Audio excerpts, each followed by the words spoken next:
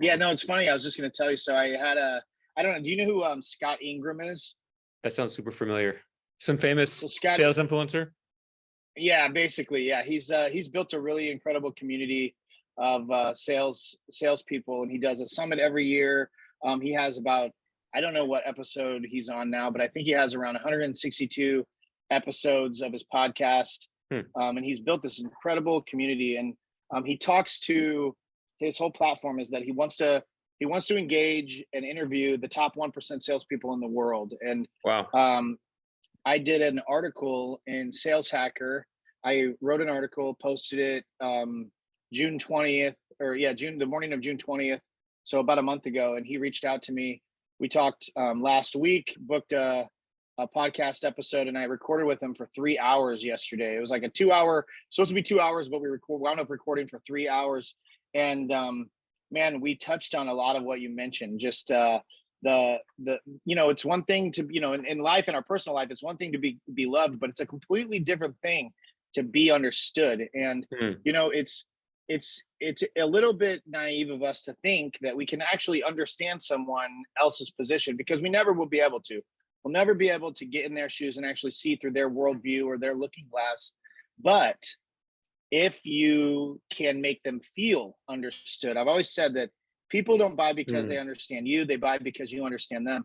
And if they can feel understood and walk away thinking that you've listened and that you truly know what their challenges are and know what they've been experiencing, and that you've thoughtfully presented them with a solution to their problems, it's going to go a lot further than if you just show up to the call with dollar signs in your mind and your commission breath is coming through the computer screen, because people see through that. I'm reading a book right now called To Sell is Human by Daniel Pink. I really like him as an author. And one of the phrases in that book is, when sellers know more than buyers, then buyer beware. And it's kind of talks to the dichotomy of how defensive buyers are when they come to sales conversations, because they don't want to be sold. There's such a stigma around salespeople because it's slimy. You get they're pushy. They just want to trick you into buying. But the top salespeople of this world, I don't think sell like that. I think that they're genuine and they're authentic, and they're really not selling anything. They're consulting. They're being viewed as a trusted advisor versus a salesperson that's trying to close me. And so, yeah, you hit the nail right on the head. And it's funny as you're saying this about like listening and being understood. I'm wanting to interject to make this dynamic, but I'm also realizing that when I was at the LondonTechWeek and I was asking people, like, what is the top sales tip from salespeople? Everyone was saying, like, talk less and listen more. And to me, that was really, it's one of those things everyone knows. You'd never show up and be like, I'm really bad at listening and understanding people. And I think there's a difference between like knowing what to do and actually being able to do it. And I know that Brian Burns, shout out, was talking about making certain things automatic. And he had like a whole message he did on that. Like, there's a difference between like knowing it and actually being able to do it without thinking about it. Almost like a professional athlete doesn't go out there and go, okay, like I'm going to go tackle right now. I'm an inside linebacker. I got to make sure my head's to the side, my head's up, and I wrap and I hold. Not saying that all these people kind of follow these rules. He then later had a pod that he released yesterday. And he had some person on that, speaking of football, is a football player. And I'm actually going to chat with a guy, but it's called brevity, to that point of like speaking less. And the point of brevity is like, it's I made a comment. It feels like it's like a batting cage for sales folks where you can actually practice different sales skills. And if you're in enterprise sales, you might not get so many reps at each different aspect of that sales process. So, it's just interesting, that whole piece of sometimes we get in the game and we just want to go tackle and we want to hit and we're not thinking strategically. And like that whole piece of like, okay, well, what does it look like to try to put myself in someone else's shoes and actually walk away, like making them feel like value was left, and everybody wants to like be heard and speak. And so where's that balance, right? Yeah. I'm trying to get the balance of getting out from under the rain here too. What a time. This is going to be like a dynamic backdrop. Keep going. Need some thoughts. No, yeah, you're 100%. I think that, we were talking about it. I calculated my, I've always tracked everything in terms of sales, and I want to see how I'm performing. I go back and I listen to my pitches just to make notes. And, it's just like watching game tape, the football analogy. It's like watching yourself make plays. And my talk time has dramatically kind of shifted, where I used to be talking around 60% of the time on my calls. And now I've gotten it down to around 40%. And I'm trying to get it lower with the goal. Every time I take a call, I try to set the goal of my mind of, I want to leave having learned more about them than what they know about me. And so I try to keep that, frame of mind. That way I'm just very inquisitive. I'm very curious. I ask a lot of questions. But no, you're right. It's just, we're all the main character in our own story. And so people want to share, they want to talk, they want to, give you their challenges. And in most cases, it's okay. Like they don't, because they don't trust us as salespeople. They don't feel like they can be, I know it might sound a little cliche or a little therapeutic, but they don't feel safe. They don't feel like you're going to take care of them. They feel we're hunting them. Why wouldn't they? We're hunters. Yeah, exactly. 100%. So no, it's good points. No, I love that. And I love your comments and thoughts and talk time. And some of my favorite insights that I got at the trade show when I was asking people for their favorite sales tips was that you should be like a doctor. You should be consultative. You don't want to be a, foot doctor trying to do a heart surgery. One of the most controversial ones that, wouldn't have worked well was, selling is like kissing, right? HR is going to love that one. But a lot of where he was getting at, and I'm losing the guy's name right now, but this guy was really just a dynamic speaker. And like he was talking about, like really being able to read the other person and like knowing when to go in, because the sale can kind of be like a kiss. Like if you go in too soon, you can kind of be seen as like, wait, who is this guy? And then if you don't go in soon enough, maybe it can make things a bit like awkward as well. And then it's maybe more like you're the friend zone partner rather than actual customer. So anyway, it's super interesting, that whole piece of like just reading the person. And when you read, you don't talk unless you read out loud, which has its place as well. So anyway, I think these are really interesting side thoughts, and like kind of it's a massive like overview of my sales tip conversation I've been having. So I appreciate your feedback. And I think kind of kicking things off, I've got a handful of questions that, I'd love to ask you. And obviously we have Brian Hicks here, VP of Sales at Belkins. And essentially it's an appointment setting agency. And so I'd love to hear 60 seconds. You're in front of a colosseum, the old Tony Robbins line. You got 60 seconds to address a colosseum full of your prospects. Go. How many of you have challenges driving business? How many of you are driving business through referrals and maybe some marketing activities, but when thinking about going out and finding customers and getting business, you just close the book? How many of you would love a partner that has done this 1,200 different times with different clients across the globe, that can promise and commit and deliver on those commitments to help you build a pipeline of active opportunities with your ideal audience that you can then convert to sales, so you can have a predictable and a forecastable pipeline? That would be I think I did that in 60 seconds. No, that was great. I love it.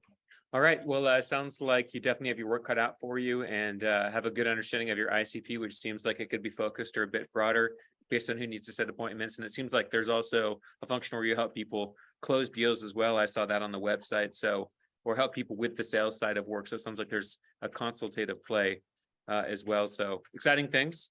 I'd love to rip through, I guess we were calling it the rapid fire with Brian Hicks, asking you, because you're a VP of sales, asking you some VP questions and getting your perspective on a handful of things. Is it okay if we just rip through this list and try to, maybe we can, because I have so many questions, maybe we can try to go for like 1.5 to 2 minutes a question, and then maybe we can come back and circle back at the end. Does that work for you?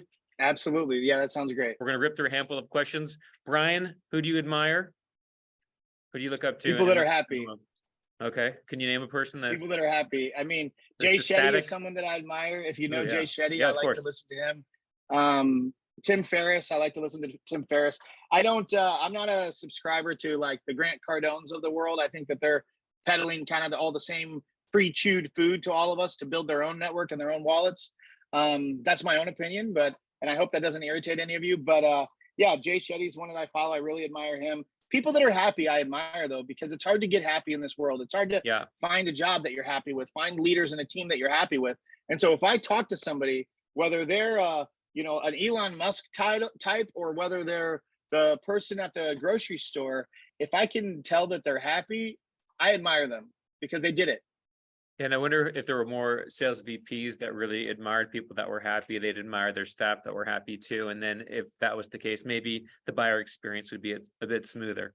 Speaking of Grant Cardone, who you mentioned, who is a bit of an animal in his own regard. Hey, Grant, not that he's listening to me. Who's your spirit animal? Let's go. What's your spirit animal, I should say? I would think, so my spirit animal would probably be, I've thought about this a little bit. My spirit animal would probably be the orca.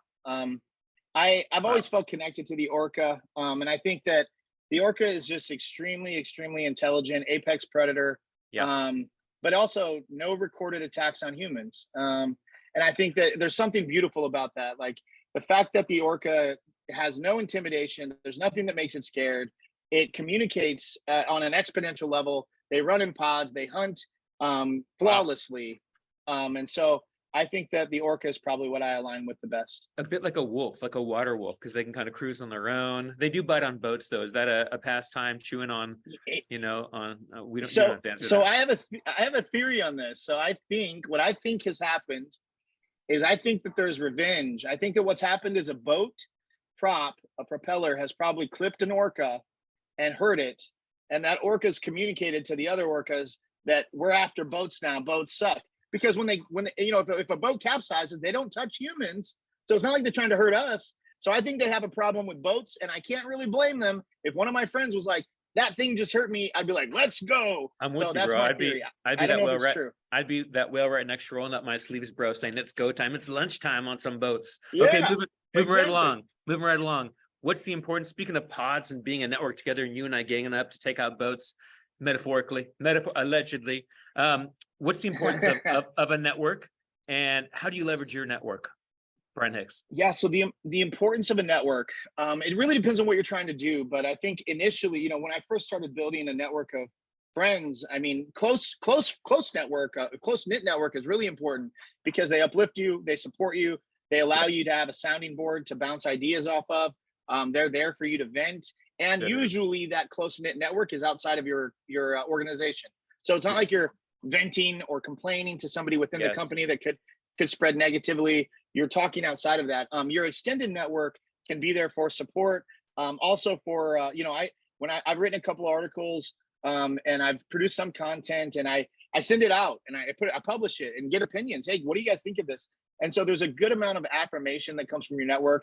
I want to be really clear though, that like, I'm not talking about likes. In this world of social media, we live for likes. Likes make us feel good. There's something about that little blue thumb or that heart that we see that it's like, oh, everybody likes this, everybody. And then we associate that to everybody likes me. And that's not necessarily a bad thing, but when you start living for that, it can kind of muddy the water a little bit. So I think my network and the way I manage it and the way I leverage it is for a couple of reasons. One, for my own benefit, to get support around my processes, to get confirmation around the content that I'm building or writing, and feedback, good, bad, or ugly, critical support, as well as I leverage my network if I can help someone.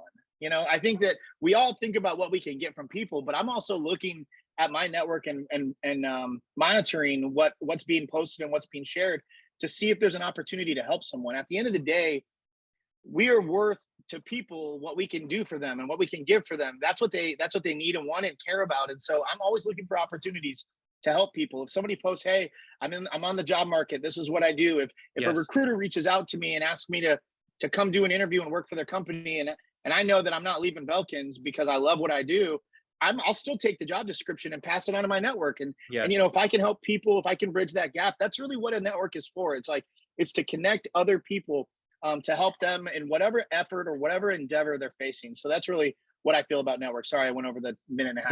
No, that was perfect. And it makes me think about approval, because you're saying, we shouldn't be approval people, but some people are. I've heard it said that kind of that the temptations that draw people are approval, appetite, and ambition. They can be good things, but they can also sort of steer us off a cliff. And anyway, it's a longer conversation, but yes, that's some good feedback and insight there on building network. So let's see, we have why do you think social selling and like getting your brand going in light of that is is such a big thing for many people today? Yeah, well, social selling's real. I've connected with prospects that became clients because they saw something that was shared on LinkedIn, and then they looked at me, and then they looked at what I did for a living, and then they looked at my company, and then they reached out, and so it's a real avenue, and it's a real channel that you can leverage if done thoughtfully. That said, I get 50 messages a day on LinkedIn that are, I'm so happy to know you. I would love to talk about a potential collaboration. And I just keep it moving. I don't have time to respond to all of these messages. And so if done right, social selling is a really great avenue. I think there's also an angle for education. I think as sellers, sharing education and sharing information around what you do and the solutions you provide, and just tips and tricks to look out for if you are a buyer, from the buyer's shoes, things that will enable people to be successful, whether they work with you or not. Don't always solicit your business. Don't always solicit your product. Don't always solicit to get something from someone. I refer to it as depository content. Just make deposits into people. It's like depositing into a bank account. Give them content that's valuable. If you have something that you like to share, that you think people will appreciate, share it. And that's why I think social selling is so relevant. I also think that the personal brand thing, I wasn't really on that train for a long time, until I started elevating my platform a little bit and sharing a little bit more. And then I started realizing that a lot of people, when they come to a meeting with me, will say, I love what you posted about XYZ, or I saw your comment on XYZ post. And then it started becoming really apparent to me that as a sales professional, you are a brand, and you're not the brand of your company necessarily. You're your own brand. And people will dig you up. If they have a meeting coming up with you, they'll look you up on LinkedIn. They'll see what you're about. They'll see what content you're posting. And so there is an element of your social brand that if you do it properly, then it'll give proof to why they should be speaking to you. You'll become a thought leader, and that kind of elevates your ability to create impact. For me, creating impact has always been an important thing. For some people that might be listening to this, it might not be that big of a deal. Maybe your focus is just to make a ton of money and retire on a boat in Fiji. I don't know. But for me, I've always appreciated the growth of my career because it's given me a greater ability to create impact. And the personal brand does that as well. If you build up that personal brand, if you do some speaking engagements, or you write some articles, or you just start posting content that's valuable, people can connect with that, and they connect with you. And at the end of the day, people do business with people. They don't do business with companies. Yes. No, that's powerful. And I think you honed in on the word impact. Let's say you're going, Brian, for your next job, whenever that is down the road, and you're competing against somebody, and you have like, your last post had 1,000 likes on LinkedIn, and then you're competing against someone that has like no brand, no content, no photos. And that company is looking for somebody that can come in, bring a team with them, bring influence with them.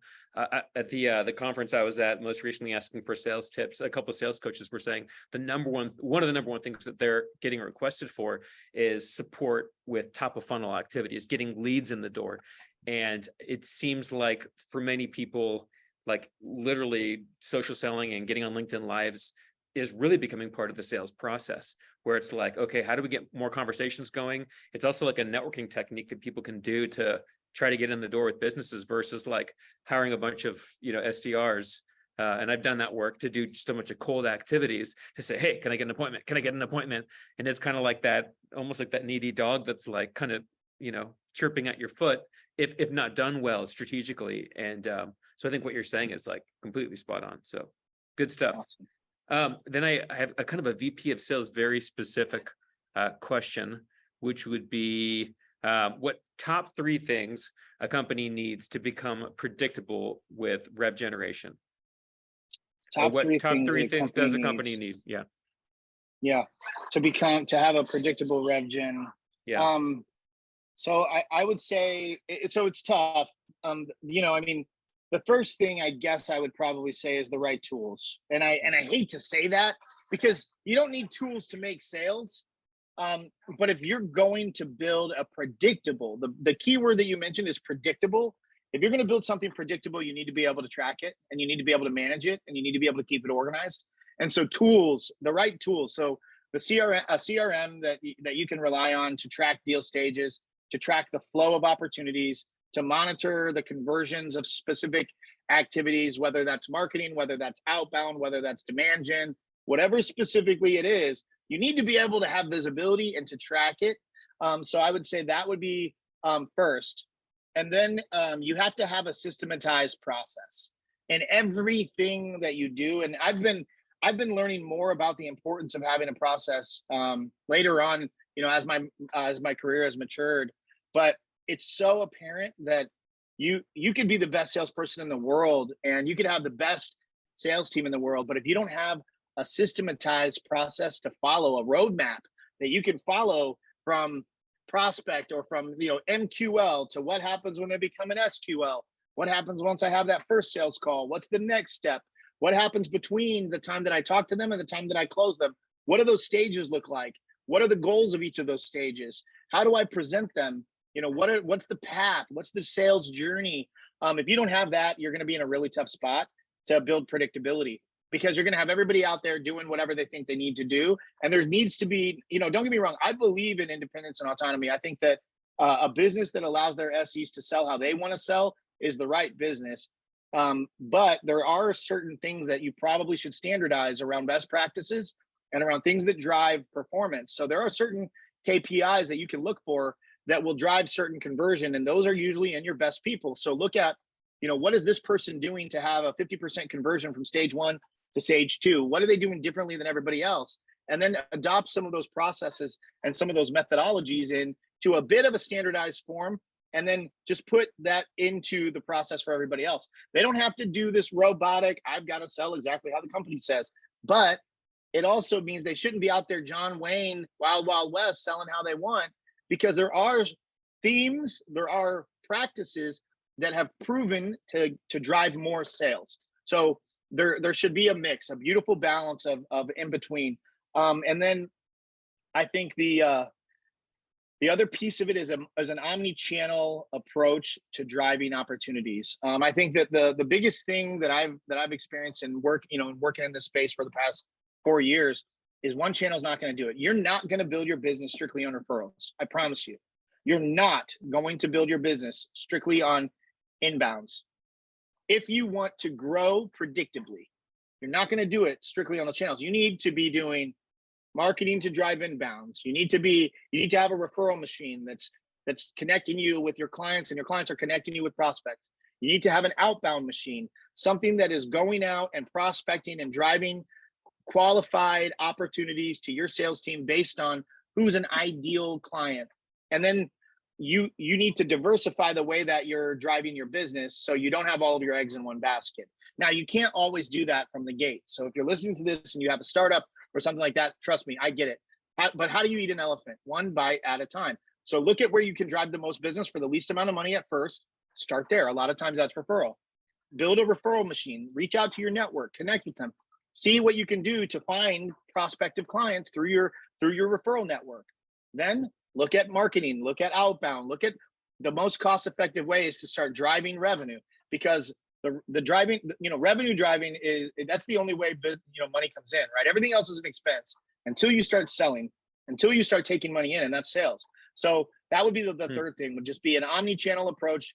You diversify how you're going to drive business, but drive it and recognize that it's not, not all channels are equal. Some are, outbound might cost more per client when you break it all down and look at your CAC and see what the cost of acquisition is, but it's still important and it still needs to happen in order for you to have a really predictable path to driving revenue.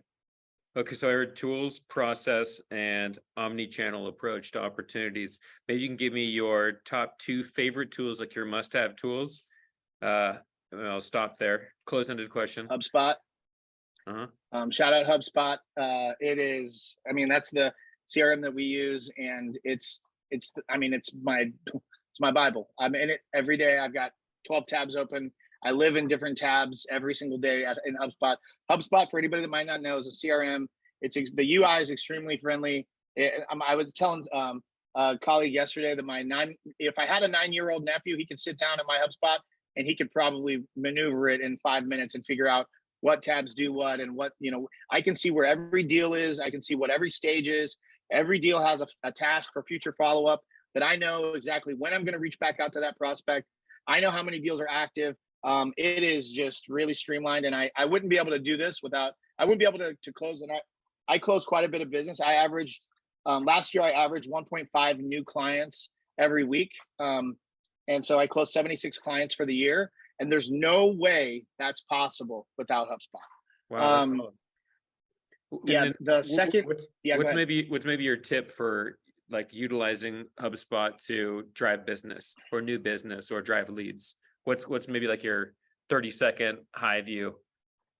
Yeah, what I would point you to the HubSpot training videos. So they have training videos that tell you in no uncertain terms and like a course that you can take for free exactly how to use it. So when it comes to driving business, there's marketing sequences, and you can set up a specific marketing flow to drive opportunities. And then once the opportunities are driven, there's a whole different section of HubSpot that's a sales pipeline that puts them into that top of funnel, puts them into a certain stage. And then as you talk to them and progress them through your sales journey, you can put them in the appropriate state so you can start tracking the conversion. And HubSpot tracks all of it for you. So it tells you like, hey, out of the 50 calls you had last month, this is how many you took to stage 2. This is how many you closed. This is what your percentage is. This is how many days on average it takes you to close a deal from the time you talk to them to the time you close them.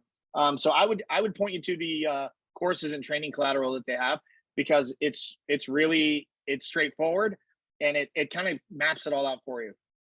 Okay, and then maybe because you talked about referrals too when you got into the omni-channel process or your omni-channel approach, maybe a tip for referrals, because it seems like it's one of those things. It's like what we all know we should be doing, but like there's always just like there's like always like that.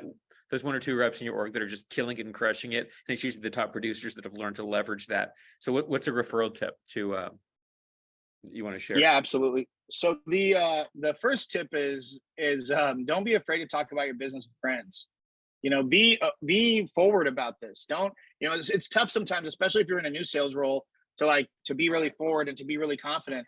But don't be afraid to be confident and forward in social settings, because you listen, all things being equal, people want to do business with their friends. If you think, oh, I need to get my gutters cleaned out, and then you remember that your friend owns a gutter cleaning company, who's the first person you're going to call?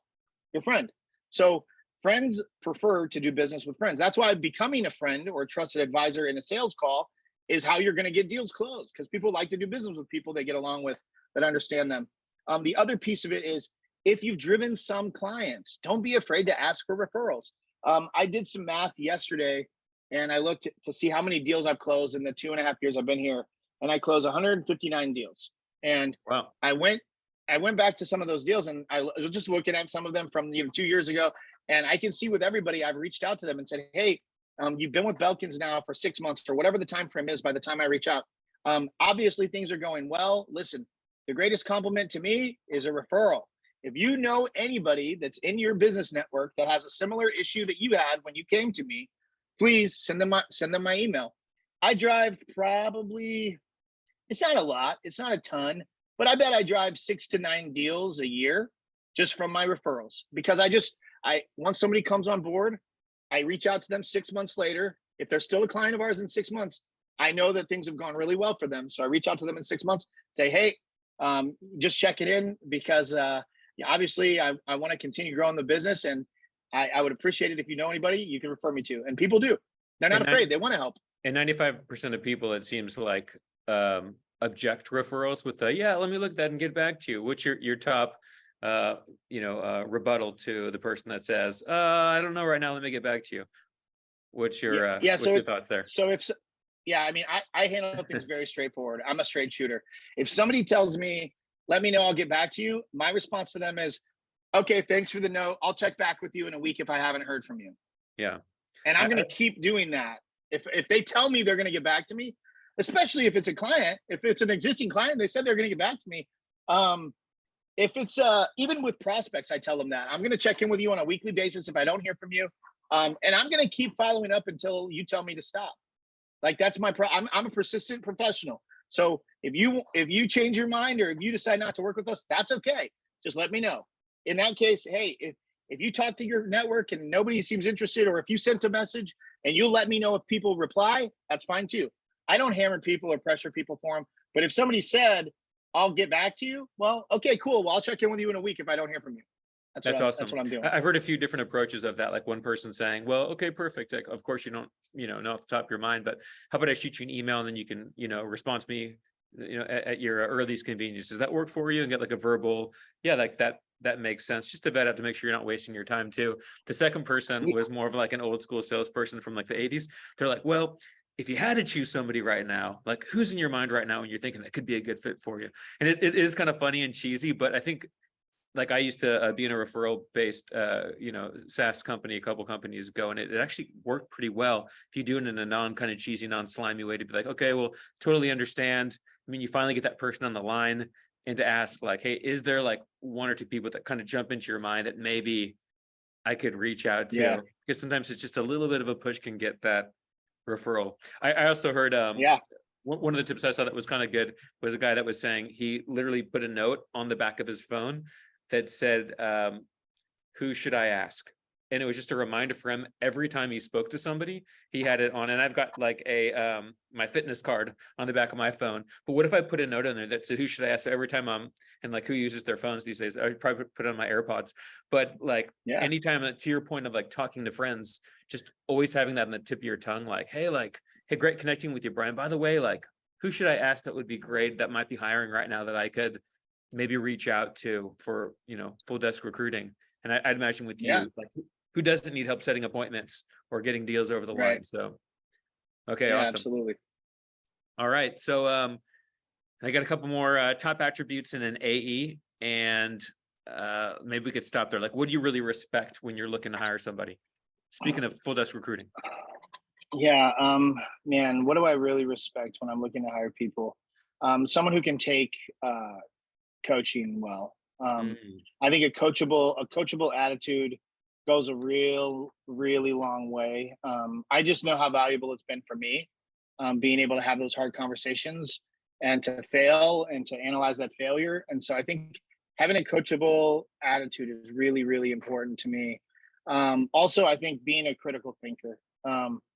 In this world of sales right now, it's just, I was talking to a gentleman who owns a business of software developers.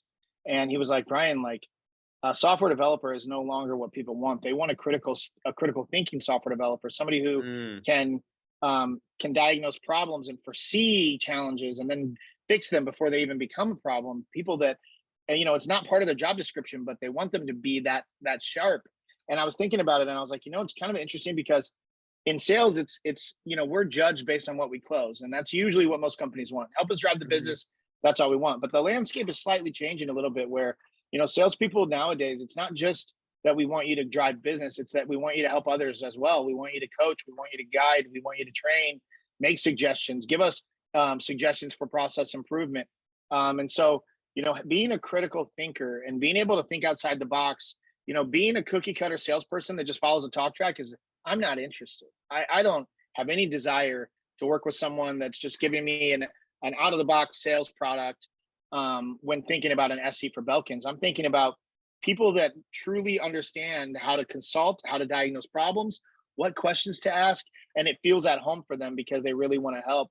And it might sound simple, but it's really a challenge to find in a lot of salespeople. And so critical thinking is huge. Emotional intelligence is huge. It's just really big in this space. Yes, like being mindful of yourself and mindful of others and reading people. And I know there's the EQ 2.0 book, which was a must read at 2 companies ago when I was selling fintech software. So in it, I don't know if this is just their ploy to sell the book, but they're saying it actually can be taught where IQ cannot be taught. You can actually learn to be more self-aware and understand how your words are going to impact somebody 5 moves ahead, like chess. Awesome. Yeah, that's great. Okay, so I'll ask you, maybe we can just close with one last kind of skill set question, and then I'll just, my extra bonus question for the road. So final last main question is, how are you managing short versus long-term goals?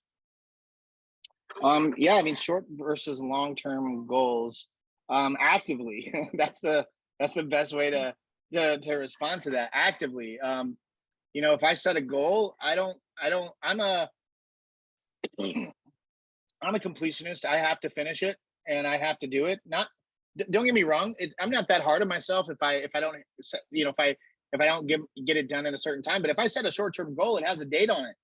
And so I know exactly what steps I plan to work and work the plan, short and long term. If it's just an aloof goal that you're not going to follow up with, then why set it? And so actively is how I manage them.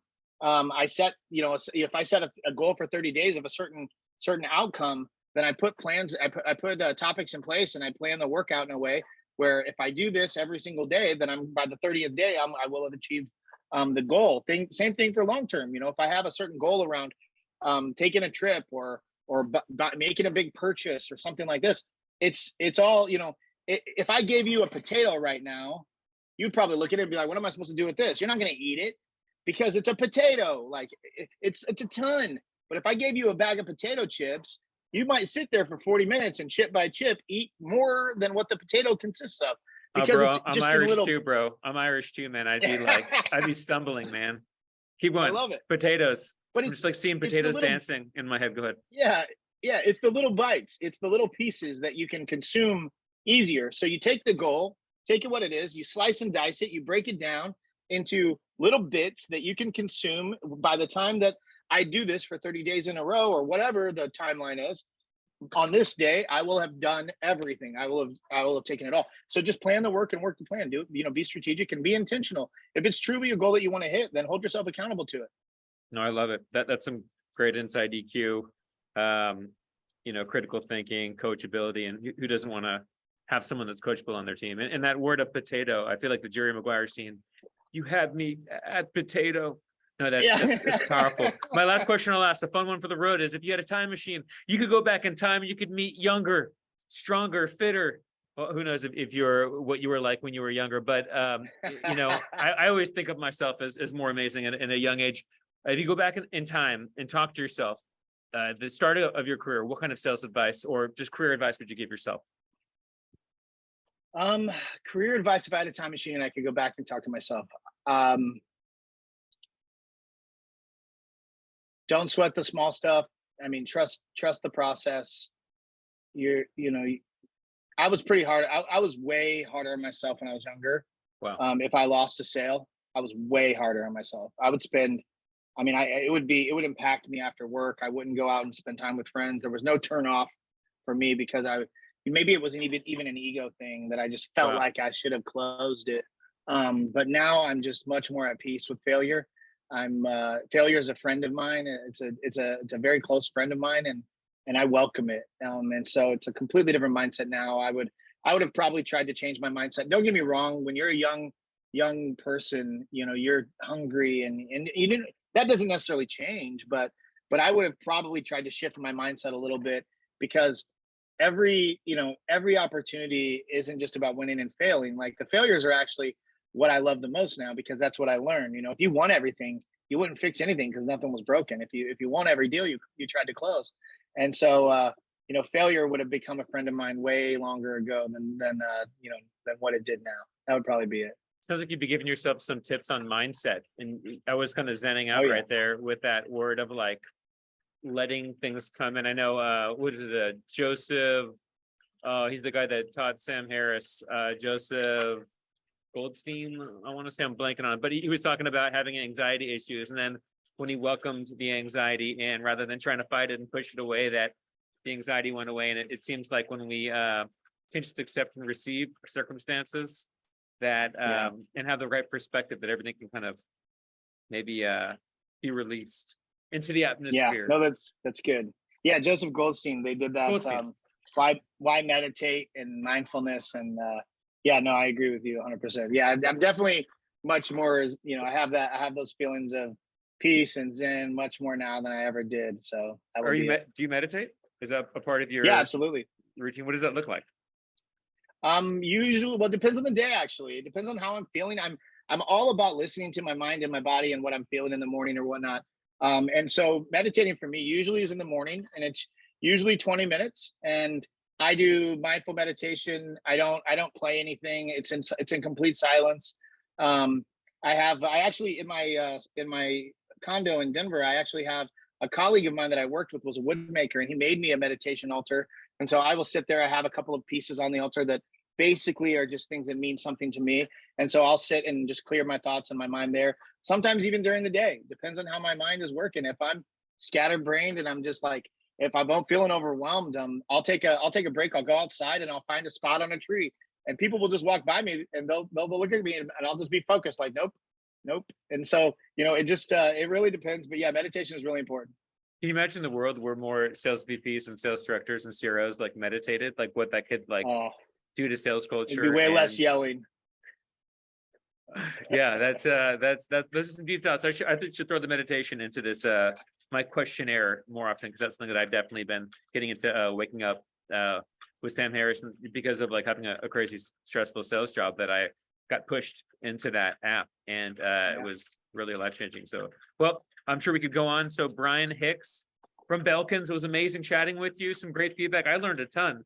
So I selfishly was absorbing a lot of goodness here from you, and appreciate making time to connect today. Absolutely, Garrett. Thank you so much for your time. Thank you all for listening. I wish you all the best.